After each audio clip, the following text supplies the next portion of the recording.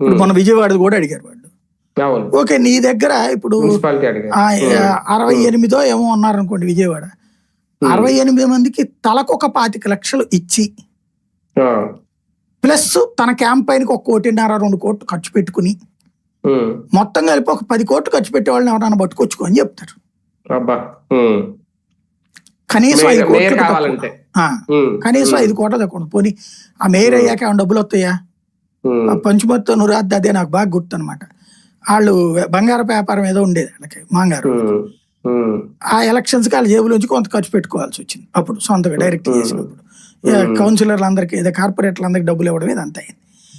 ఇంత ఖర్చు పెట్టాను కాబట్టి లాభం మీద ఆశిస్తే పాప ఏమీ లేదు వాళ్ళ మాంగారికి.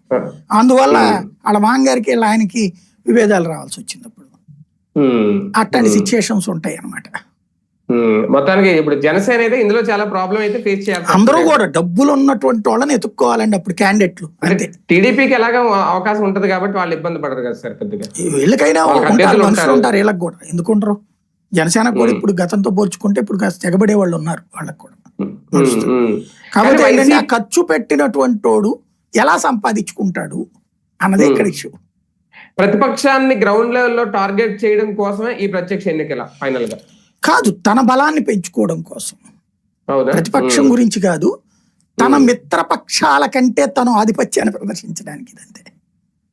రెండవది ప్రతిపక్షం భయం, నెక్స్ట్ ఎలక్షన్స్ మళ్ళీ ఎక్కడ గెలుచుద్దాని. 2 కోణాలు. అది రైట్ చూద్దాం మొత్తం.